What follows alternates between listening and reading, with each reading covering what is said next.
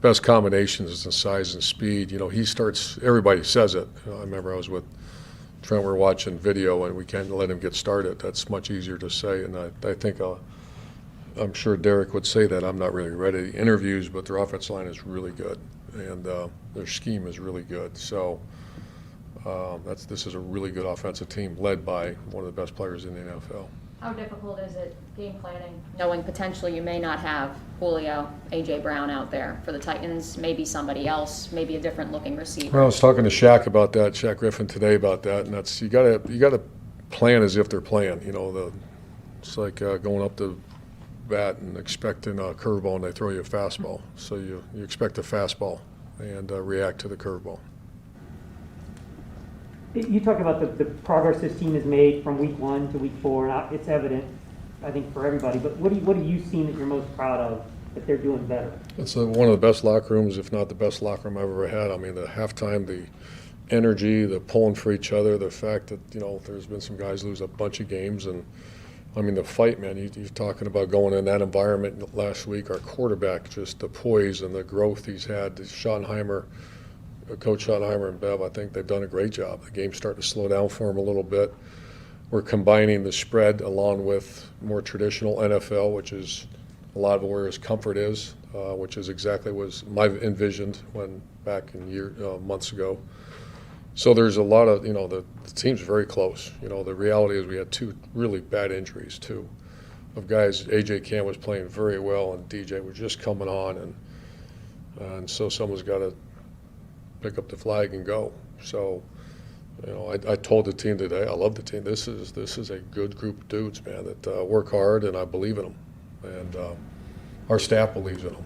The work ethic and energy from week 1 to week with new systems, a bunch of new players that haven't played together, and a young quarterback. Now you look at week 4, that first half, I do that plan to win, which I haven't done much with you guys. I used to in college all the time. The plan to win was a perfect plan to win. Held a team to 18 yards rushing, 100 yards passing, 30 on the first play. Our quarterback was sensational. Guys are making plays all over the field. The tight end comes in on 3 days earlier and makes an impact in the game immediately. Our offensive line, I want to say all 5 graded winning effort, which was exceptional. Second half was that's back-to-back now twice where second half we've come out and we're outscored and give up a drive. And we got some critical errors that we got to get fixed. Nothing to do with effort, nothing to do with a chemistry issue. Got to fix some errors we made against Joe Burrow. Joe Burrow got hot. So a lot of positives, but we just got to win the damn game and finish. And I believe in these guys. How do you teach it? Coordinator, like many defensive coordinators, Joe Cullen obviously harps first and foremost on stopping the run. Yeah. Is this game on Sunday sort of the ultimate mano type of game because of Derrick Henry and because of his physicality and all that? Yeah, it's strength on strength. We're pretty good against the run, and I don't know where they're ranked in the league, but I would imagine they're tops in the league in run game with that big dog back there. So, this is, and that the area we have to get better at is the boots off of the run. We had a couple mental errors in the game against Cincinnati. You can't have that this week. The quarterback does a nice job of finding, first of all, he can run it, and second of all, he finds the open players. The combination of the run game with the play action, they're really good. You mentioned having to get the team to finish a game.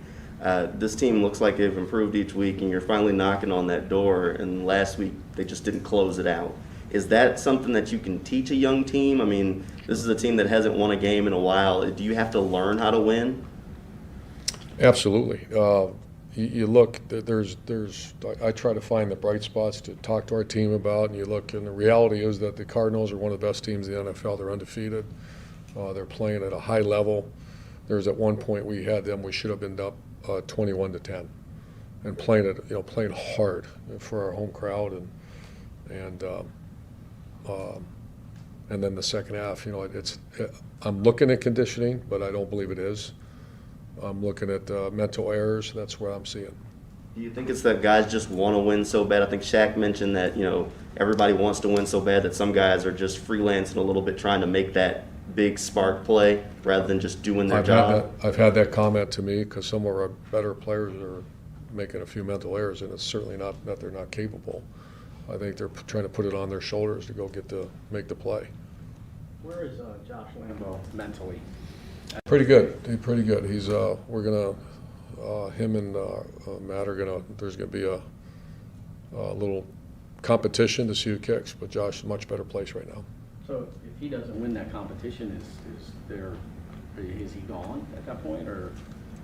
I hope not. I like Josh Lambo. I like his commitment to being a great player. He's in a slump right now, but there's also the reality. You got to put it through the uprights. And we're all pulling for him. I can tell you this, the whole team's pulling for him. He's a great guy that works his you-know-what off. What do you need to see from LaVisca now with DJ out? LaVisca's been our best, most productive guy. He's turned it like he was a gadget player a year ago. He came out of college, was kind of that gadget player. Sanjay's done a really nice job. He's a legitimate route running wide receiver right now. I think he had 6 for 90-some yards last week. Ideally, I met with our staff too. To me, he's a 10 times. I would like to see that ball in his hand. And there's creative ways to do that. He's playing at a very high level. And he's been healthy in that whole sports performance model that's guys like him have thrived with it.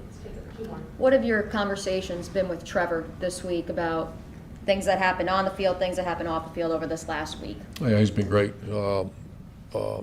First of all, about the football component, his comfort level, he's really, his relationship with Schottenheimer and the fact that Shotty and Bev have had experience developing a young player in the NFL, and then the personal situation. Trevor and I got a great relationship, and he was great.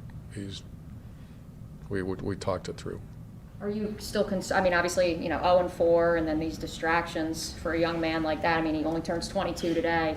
That can get to him eventually. Yeah, I mean, he's a very unique. You guys probably know him a little bit. I know him very well. He's one of the most unique people I've ever met. And I heard that about him from his coach when we were discussing it. I studied him before we drafted him, and he is it's so refreshing to be around a guy like that. His focus and his resolve is tremendous. Thank you. Last thing I'd just like to say also to the 904 and Duval and our owner, why did I decide to come out of what I was doing and do this?